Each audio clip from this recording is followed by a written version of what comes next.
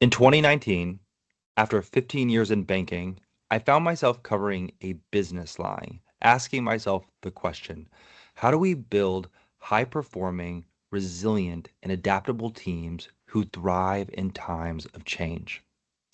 As I ask this question, one of my number one Clifton strengths is futuristic.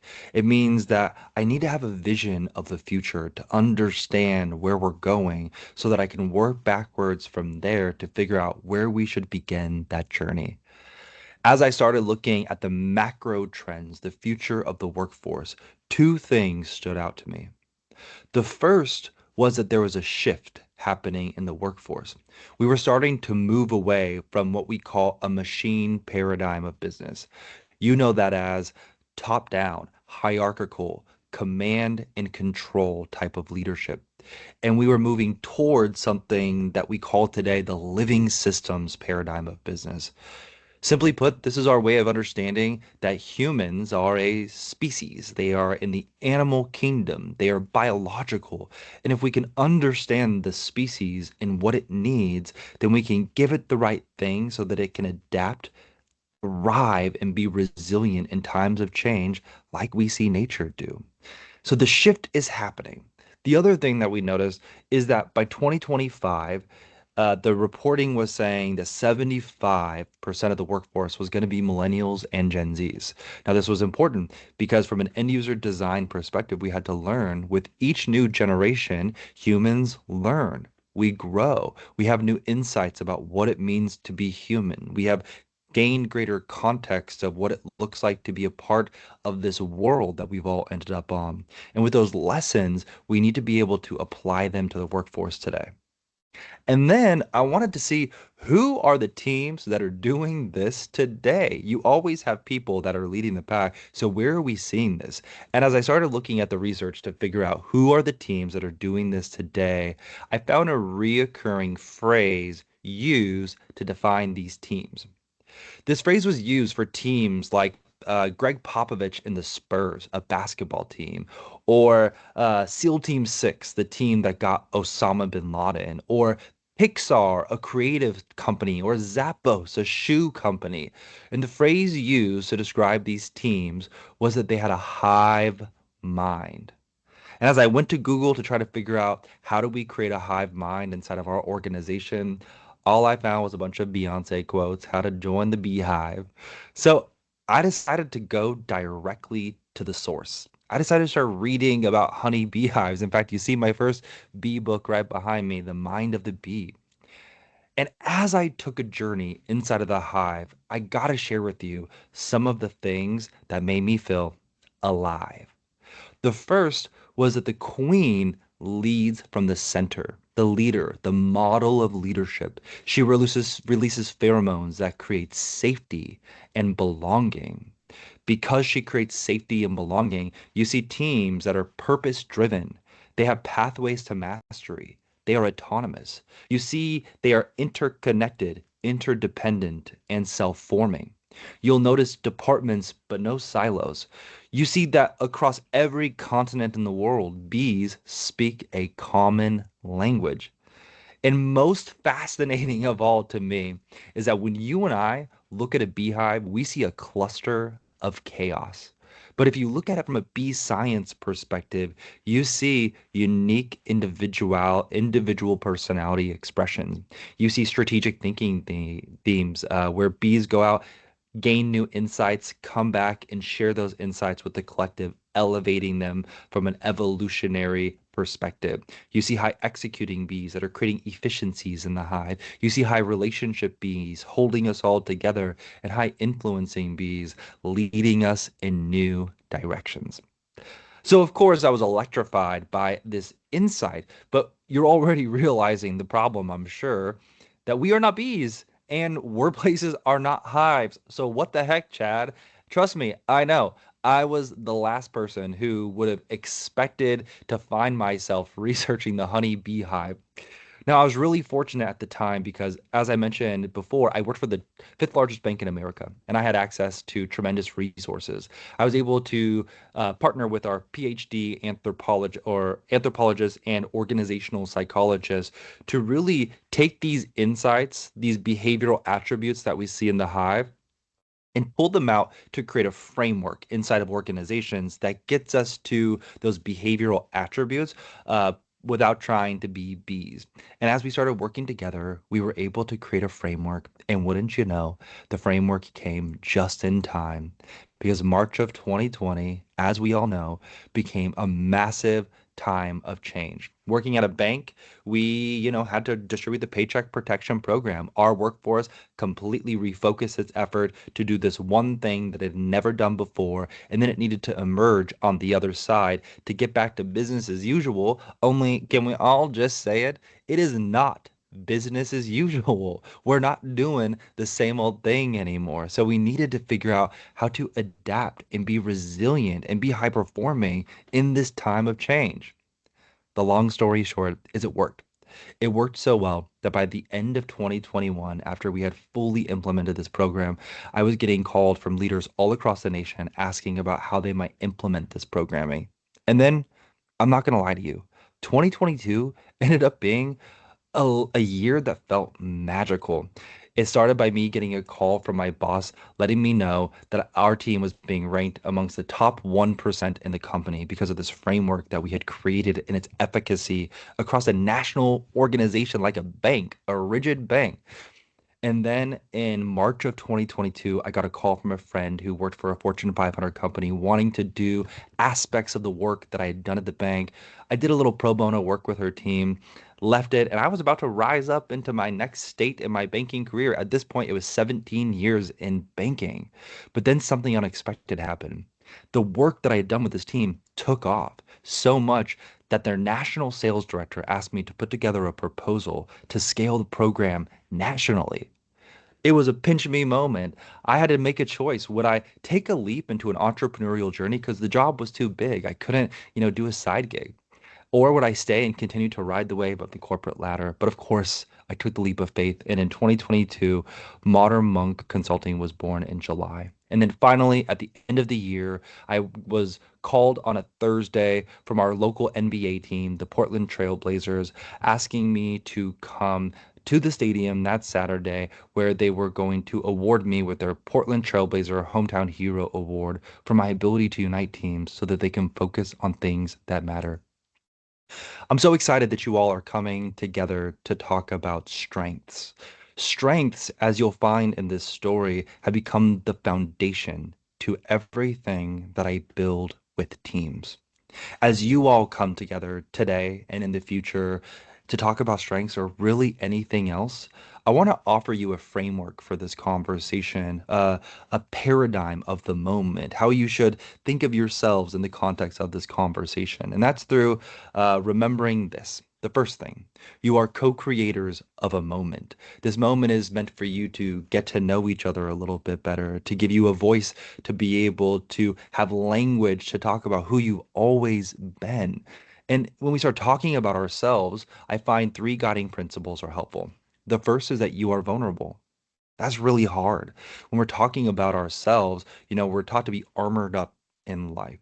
When we come into this space as a group, I invite you to figure out as much as you can how to not filter and just allow yourself to flow intuitively. What feels good to share? Remember, this isn't getting deep about your childhood trauma. This is getting honest about who you are, how you have become who you are, and what are the best parts of you. That takes me to transparency as the second guiding principle. As you talk about yourself, it's also talking about what's made you really great. You, yes, you have accomplished pretty remarkable things in your life. Because of those things, we need to be able to hear about your peak performance moments, the times where you have been at your best. Because when you are at your best, if you look back at those moments and you map your strengths to those moments, you will see they're always showing up because they've always been a part of you. And the last thing I'm going to offer you is to have a candid conversation with each other. Simply put, Just be real. Remember not to have an ego attachment to being right. Have a willingness to have dialogue, to challenge perspectives, to really have a rich and meaningful conversation with this one piece of advice. My greatest mentor in life once told me, he said, Chad, I don't respect people because they deserve my respect. I respect people because I am a respectable person. So please be respectable to one another. As we go into this conversation, I always like to start with this question. As a species, what do humans need to thrive? As I started researching the honey beehive, I was able to look at them as an outside observer and come to these conclusions myself, and then work with scientists to figure out how do we ground this into something that works for humans. But as we started working with scientists, we just did the same thing again. We had to look at humanity from a macro lens and ask, as a social species who is part of an animal kingdom, what do humans need to thrive? As we go through this conversation today, and as you continue to talk with each other, I encourage you to ask this question. To talk about it, I want to share a quick story. I think it was the end of 2023. I never really got to do the museum scene in New York City. My little brother lives in Brooklyn. He lives in Williamsburg, which is like the cool part of Brooklyn. And he, invited me to come stay with them over a long weekend before the holidays. And I went to New York and I decided to do the museum scene. One of the museums I went to was the Museum of Natural History. If I'm being honest with you, as a kid, that museum would have sounded really boring. As an adult, though, I was amazed as I walked through this museum. It's the story of creation through the lens of science and through the lens of biology and through the lens of history and the recorded history as humans understand it today. I started with the creation of the planets, with the Big Bang, whatever that means, and how they talked about the universe, as far as we can tell, is something like 15 billion or 15 trillion years old. Then we started going down this timeline, and then I finally got to when bees showed up on the scene. Bees showed up somewhere like 200 million years ago, and then I started noticing all this timeline, and then I got to the very end, to very recent modern history that was something like 200,000 to 100,000 years ago. And there was this little teeny line that represented the amount of time that humans have been around at our current, whatever our current iteration is. Here's why that matters. In the context of time and creation, humans are new. We are new here in this experience. We have developed meaning making mechanisms through our faith based systems, through our religions, through psychology, all these different ways that we want to make meaning of this experience. And the truth is, as a species, we are still young, learning, and adaptable. That's good news for you and me because look around the world. There's a lot that we can still improve on.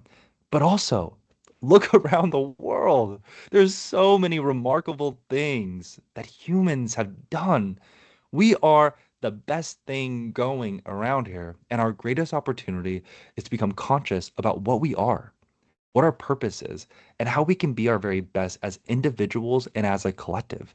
And this starts in the workplace. So I want to talk about the three aspects of the human as we understand it today. This is what general society agrees upon. And the first is that we are an animal. They say we are part of the great apes. We are descendants of apes, right? We are the most intelligent of the apes, but we are still an animal. And what that means is you have an animal nature. The oldest part of your brain, they call it the reptilian brain. It's the fight, flight, freeze, or fawn, right? You have natural response mechanisms. That is the animal, right? It's when you feel like you lack impulse control. It's when you feel a rage boil up inside of you that you don't really understand, or when you feel love, the things that you don't really have language for. It's just part of your experience. You're an animal. So when we are dealing with humans, it's important to know what is the best way to develop the animal aspect of ourselves. Positive reinforcement, love, belonging. Those are all part of being an animal. The next thing that we are is we are an ego. Now, ego can mean lots of different things. In this example, what I mean is ego is just who you are. It is what your brain has learned to be in your lifetime. Think about this. A little baby is born with no identity. It is like a computer that has not been programmed in any way. When you were a baby, you were born to a family. That family shaped you into a worldview, whatever their religion was, whatever their opinions on college or workforce or what community, what it means to be in relationship with each other. You learn from them. You went to school, you learn from your teachers and your peer group. You grew up in a generation. I'm a millennial. You might be a Gen Z. We might be talking to some baby boomers, some Gen X's. Whatever your generation is, you have a shared collective identity or belief systems that are within that. And then you go into college or whatever you do, and then you end up in the workforce. And think about it. Have you ever taken the time to consciously evaluate how you became who you are? It was all a series of events that just kind of happened. Now, it's important because some of the things that you've become are beautiful and wonderful, and they should stay. Some of them, if you're honest with yourself, are unhelpful. They're holding you back and they need to be pruned.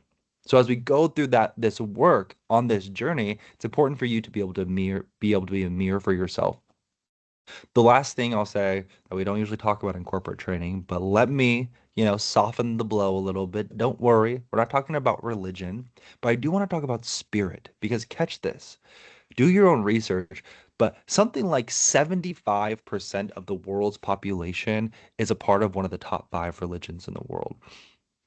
If we look beyond the top five religions, what I'm trying to point out here is there is a shared meaning making mechanism that is about spirituality. It's about, what is spirituality? Spirituality is simply, think about the origin stories of where religions have come from. All this simply is some guru went out into the wilderness for a long time, had a profound experience, came back, shared a message. People resonated with that message, and then they formed identities around that eventually became religion.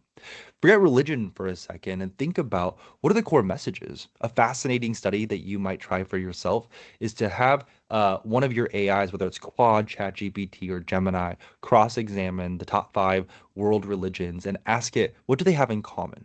You'll notice that there's a shared story, and that shared story is important because then I want you to examine it with modern psychology, with modern science, and figure out where those things intersect. And this is where the gold comes from, because spirit is something that we've learned to associate with, like religion.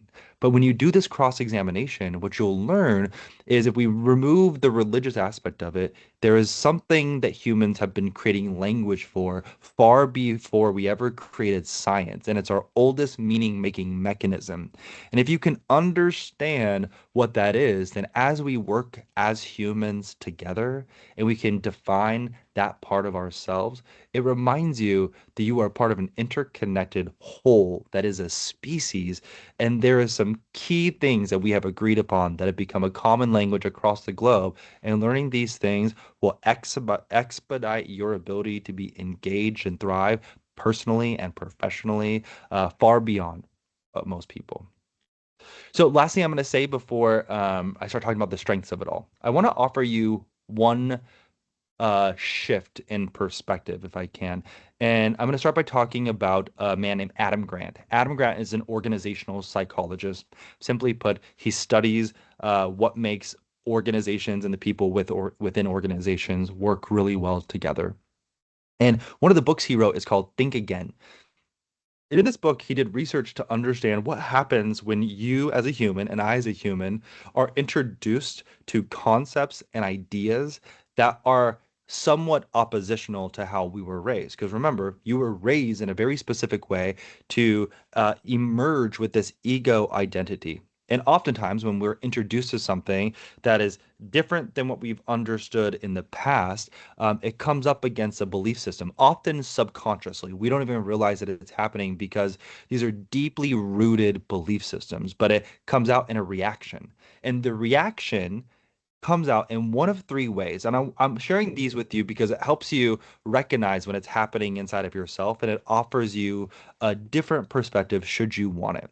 So the three ways that we usually experience, that opposition to something that has come against a deeply rooted core belief is we respond like the preacher, or the prosecutor, or the politician. So what does that look like?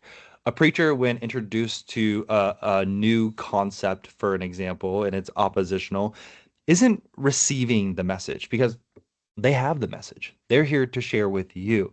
So they might be gracious and kind, but their purpose is to share with you the message. They're not open to receiving a new one. Okay. What does a politician do? Honestly, I'm always wondering this myself, but my best way of explaining it is that a politician is really just analyzing you to say whatever they need to say to get your vote. It's not honest, it's not authentic. They're not looking for growth and change. They're just going to get to their desired outcome. And then finally, a prosecutor, an attorney. What do when they are faced with something that's oppositional? They dismantle the argument that's being presented to them in their head, and then they state their argument. All three of these examples do not have a growth mindset. They're not open to new insights. And that's important because if you recognize that rising up in you, I offer you a fourth option, which is what Adam Grant points to, and that is to think like a scientist. So, what does a scientist do, right? A scientist has a theory. And as they have a theory, they go out to try to prove that theory. So, think of your beliefs like theories. They have been programmed in you since you were a child. Some of them are really great. But when you feel opposition to a concept, your opportunity is to ask yourself why and explore to its core the root of that belief and figure out where it comes from. A great way to do that is if you use AI, talk to ChatGPT, talk it out, talk about this thing that's coming up inside of you, and it will help get to the root of what is that thing. And then from the scientific lens, consider the thing that you feel opposition to, and then figure out what your synthesis is, right? What do you actually believe? All it's asking you is to define what you believe. Stop just taking in what everybody has told you and remember that you have sovereign authority of your own life. You get to choose what is true for you. But oftentimes that means we need to have a paradigm shift. We need to be able to rethink about some of those beliefs in order for us to be able to grow. So going back to the bees of it all, I'm going to tie in Clifton's strengths now and tell you how I use it and how you're going to be able to use it as a team. First of all, fascinating fact, bees started as hunters and gatherers 200 million years ago, just like humans started as hunters and gatherers. Because bees have been doing it so much longer than us, they have learned how to be more adaptable and interconnected and interdependent as a species, which is why they have been able to thrive through so much change in the world. And so, with that, as we figure out what it looks like to model some of those behaviors as humans, we lay Clifton Strengths as the foundation of that model. I use it as a foundational tool. And here's why it immediately helps create a common language, one of those core things that we find in the hive. How?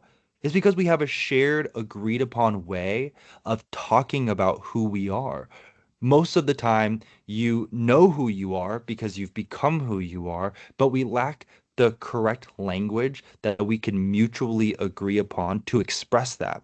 So the first is to be able to understand and describe to other people through this common language who you are. But then we can take it a step further and understand who we are. Once we start understanding the collective strengths of the team, we start seeing how people work uniquely and we start comparing ourselves to one another and we start celebrating. Oh, no wonder so and so is so focused and grinding all the time because they're high executing strengths. They're not being rude, they're just building efficiencies. No wonder so and so is the chitter chatter person all around the office. They have tons of relationship building strengths, and both have purpose, value, and meaning in building culture and teams. So we use it as a foundation. And once you have this as a foundation, you can build coaching frameworks, you can build developmental pathways, you can help people get aligned to their purpose, you can help people achieve their goals better, we can solve problems better together, and we can aim towards our goal and get there together in a really powerful way. But before we get there, I want to talk about the paradigm shift that I mentioned at the top of the call, which was, we were talking about the machine paradigm versus the living systems paradigm. And I want to say something that is really true right now. The machine paradigm came to us in the Industrial Revolution. Now, I want to take you back to the Industrial Revolution. During that time, something like 80% of the businesses in the United States were manufacturers. And who were they employing? Blue collar workers, right? Uneducated blue collar workers. This is just a fact. This is who we were hiring.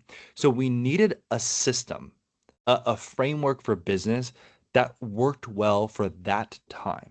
And so a man named Frederick Taylor, he brought us what's called Taylorism. He was an engineer. He said, treat it like a machine. You need all the control at the top of the machine, and you need to make sure the people who are working on these assembly lines are just, doing a very repeatable task. Make it efficient, make it clean, command control top down. It worked. It was the perfect thing for the time. But here's what's happened. That was like what, 200 years ago? I'm bad with dates, I'm bad with history, but it was like a long time ago. Humans have evolved so much since then, and the workplace is much more complex. The global workforce is more complex. In the United States alone, less than 15% of the workforce is manufacturers. What does that mean?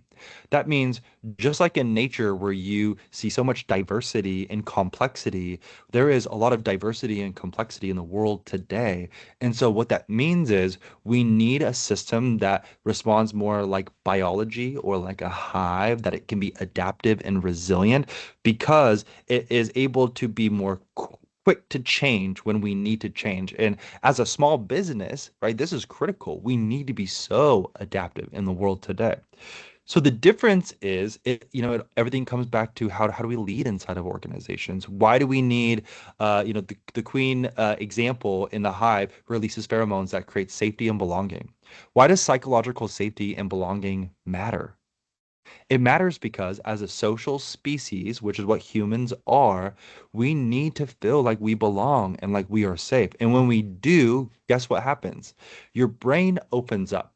You're no longer in a fear state of mind. When people are in a fear state of mind, your brain shuts down and you're not able to get to the outcomes that you're wanting to get to as much. And you're not able to think critically and collaboratively and creatively. But when we create safety and belonging and we invest in people's strengths and we give positive reinforcement, we create a culture where people can be critical thinkers, they can be creative, they can be more collaborative, and we can achieve our goals together.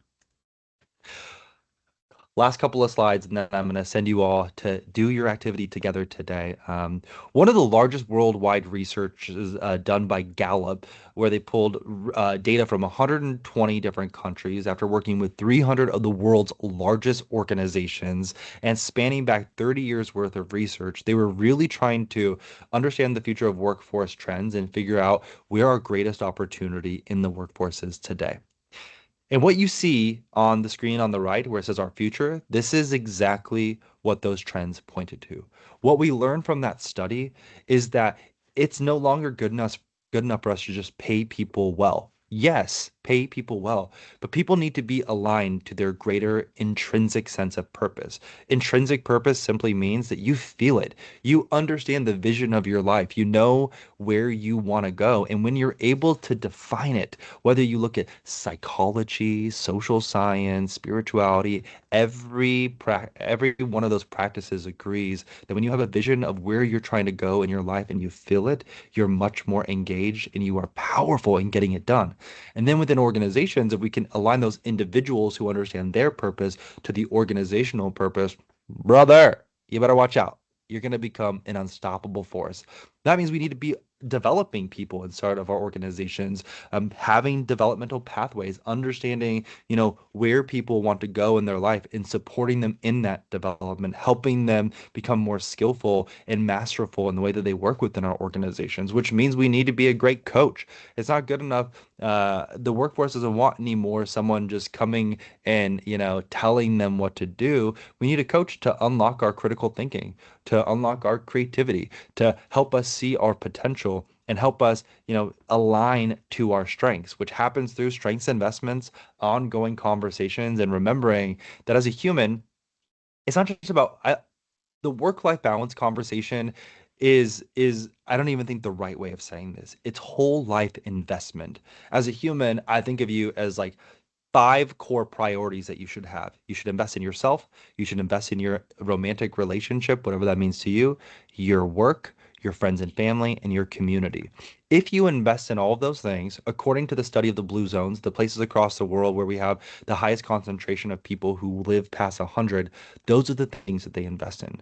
So the question becomes, how do we support an ecosystem in our workforce that encourages people to invest in all of those things? Because if you are investing in all of those things, when you come back to the workforce, you are fresh in your mind, you are clear headed, you have new and insightful ideas, and you are a better worker. So the question is, how can we make that happen? Okay, a little bit about Clifton strengths, and then you can do your activity as a team. If you look on the left-hand side of the screen, this is where I'll focus my attention for now, is a brief history of Clifton strengths. Don Clifton was the creator of Clifton strengths, and after studying human behavior for something like 30 years, he started noticing patterns, and he realized that with those patterns, he could create categories. And those categories are what you see over on the left-hand side of the screen on that document. On the right-hand side, you see a phrase where it says, "You lead with dominant strategic thinking strengths." These are my strengths. So I lead with dominant strategic thinking strengths. What you'll notice though is there's four categories. These are the four categories that he found. There's relationship builders, executors, strategic thinkers, and influencers. This is a helpful place to start on the document because you'll notice that there are also subcategories. Each of those colors, right, are associated with one of those 34 words that you see on the left-hand side. Those are subcategories. If it matches the color, it's a subcategory of that talent. So here's what I always do when I'm looking at Clifton strengths, and what I encourage you to do as you go through this for yourselves and with your team is to first start by defining what are those four categories. So executing things help us make things happen. Influencing things help us take charge, speak up, make sure others are heard. Relationship building themes help us build strong relationships that hold a team together. Strategic thinking themes help us analyze and absorb information that helps us make better decisions. So, how this plays out for me, just using myself as an example, this team that I was working with at US Bank, right? I needed to understand the macro trends and where we were going and how to get the workforce back engaged.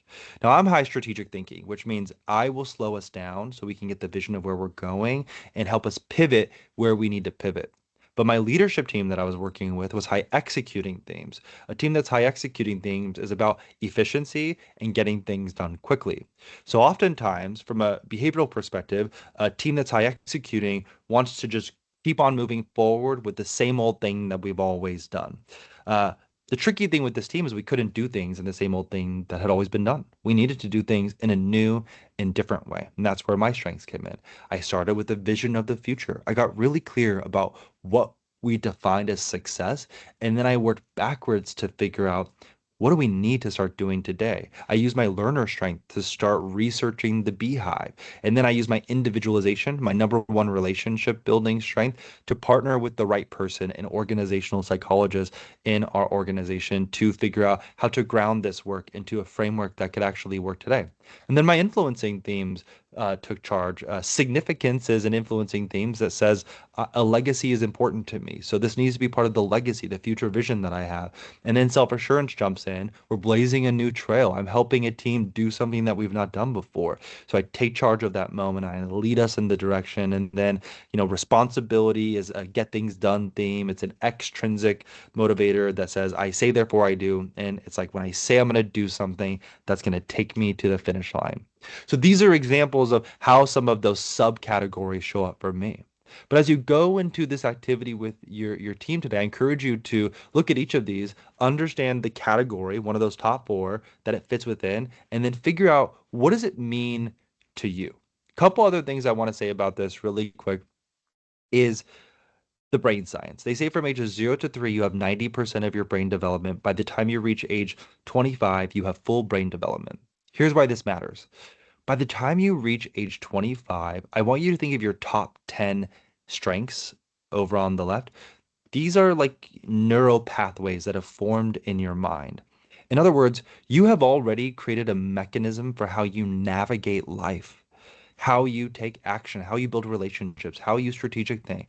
Your top 10 give you language to communicate what's already happened inside of you. It shouldn't be anything new to you. As you read it, this isn't astrology. It's not going to tell you some mysterious thing about you, right?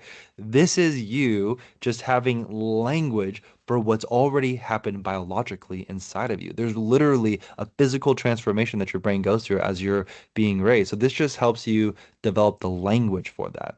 Now, oftentimes people want to go to the 30 through 34 and say, these must be my weaknesses. How do I fix them? Here's the thing. You have weaknesses. I have weaknesses. We all have weaknesses. What you see on the page in front of you are not weaknesses. Your strengths teach you how to navigate weaknesses. What you see on the lower area, 30 through 34, I want you to think of 1 through 10. When you act through these strengths, they are energizing you. When I get to have a vision of a future and then lead a team in a direction, I am energized, right? I am not energized by talking to a lot of people before I take action because I have low relationship building themes. If you have high relationship building themes, you might find yourself talking to a bunch of people as you figure out what to do next. That's part of your strategy. That's good. You should continue to do that. It's just not my way. You'll find my relationship building strengths are more towards the bottom. That's important for me to know because if I tried to be like Becky, one of my old coworkers who's high relationship building, talking to people all the time, I would not have energy for that. So it's more important to think of the bottom themes as these won't energize you and the top themes as very energizing. Okay. And with that, I have sent your leader over a guide for this conversation. I'm so grateful to have gone on this journey with you today. I encourage you to be vulnerable, to be transparent, and be candid with each other. And most of all, enjoy this moment of getting to know each other better because it's a beautiful thing that you're going to be experiencing as you build a high performing, resilient, and adaptable team who I know is going to thrive as the world continues to change around us.